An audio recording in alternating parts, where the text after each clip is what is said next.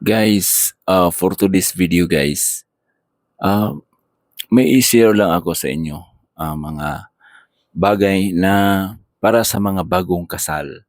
Sa mga bagong kasal to, sa mga bagong mag-asawa, no? Alam nyo, sa pagsisimula ng inyong bagong buhay bilang mag-asawa, tandaan na ang bawat araw ay isang pagkakataon upang ipakita ang pagmamahal at pagkakunawaan. Ang inyong paglalakbay ay hindi lamang tungkol sa mga masasayang sandali, kundi pati na rin sa pagharap sa mga pagsubok na nagbibigay linaw at lalim sa inyong samahan. Now, magbigay ako ng mga 50 na natatanging pahayag upang magsilbing inspirasyon sa inyong pagmamahalan. Sana makabigay sa inyo ito ng konting kaalaman para sa mga bagong wedding, bagong mag-asawa diyan. Number 1, ang tunay na pag-ibig ay hindi natatapos. Ito ay patuloy na naging mas malalim sa bawat araw. Tandaan nyo yan. And sa hirap at ginhawa, tayo'y kakapit sa isa't isa. Ang bawat ngiti mo ay nagbibigay liwanag sa aking mundo. Sa kanyang mga mata natagpuan ko ang aking tahanan. Yan ang palaging nasa isip ng mga bagong kasal, mga bagong mag-asawa. Ang pagmamahal ay hindi perpekto, kundi isang paglalakbay ng pagkatalo o pagkatuto. Sa bawat pagsubok tayo'y lalong maging matatag. Ang simpleng salamat ay may kapangyarihang magpabago ng araw.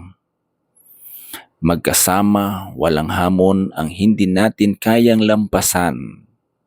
Yun kadalasan nating maririnig sa mga bagong kasal na nagmamahalan. Ang pagmamahal ay hindi lang sa mga salita kundi sa gawa. Ikaw ang dahilan kung bakit ako bumangon ng may ngiti. Sa bawat yakap, nararamdaman ko ang init ng ating pagmamahalan. Habang nag-iakapan kayo, may binubulong ang asawa mo sa iyo at ito ang binabanggit. No? Ang tunay na yaman ay ang pagkakaroon ng taong kahit sa hirap ay nandyan. Tandaan nyo yan mga kapatid, mga kagariks. Paminsan, ang mga maliliit na bagay ay may pinakamalaking kahulugan. Sa ilalim ng bituin, tayo'y nag-iisa at magkasama. Ang bawat araw ay isang pagkakataon upang mahalin ka ng mas mabuti. Ang tunay na pag-ibig ay nagiging sandalan sa oras ng pangangailangan. Ang mga alaala natin ay kayamanang hindi mabibili ng kahit anong halaga. Sa bawat hakbang, sabay tayong susulong sa hinaharap. Ang pagmamahalan ay hindi isang destinasyon kundi isang paglalakbay. Ikaw ang aking inspirasyon sa bawat hamon na dumarating. Ang iyong mga pangarap ay akin ding pangarap. Sa bawat tayo, natutunan kong mas mahalaga ang kayo. Ang matatag na pundasyon ng pag-ibig ay binubuo ng tiwala. Kung walang tiwala, walang pundasyon. Sa bawat pagkakaintindihan, nagiging mas matibay ang ating samahan. Ang pagmamahal ay parang bulaklak ng yan. Kailangan ng pag-aalaga. Kung hindi mo alagaan, mawawala din yan. Mamamatay. Di ba? Ang bawat saglit na kasama ka ay isang biyaya. Ang ating kwento ay puno ng kulay at saya. Lahat ng sandali. Ang bawat pagkikita natin ay may dalang bagong simula. Ang tunay na pagmamahal ay nagiging ilaw sa madilim na daan. Ang mga pagsubok ay nagiging tulay sa may mas malalim na koneksyon. Ang ating pagmamahalan ay isang sining patuloy na pinanday. Work. Ang pakikipagsapalaran ay mas masaya kapag tayo'y magkasama. Sweet naman, di ba? Sa bawat ngiti mo, natagpuan ko ang aking dahilan. Ang pag-ibig ay hindi basta-basta. Ito ay pinagsisikapan. Ang ating kwento ay isang paglalakbay na walang katapusan. Sa hirap at ginhawa, ikaw ang aking kasama. Ang mga alaala ng pagmamahalan ay kayamanan ng puso. Ang bawat hamon ay pagkakataon upang tayo'y magtulungan.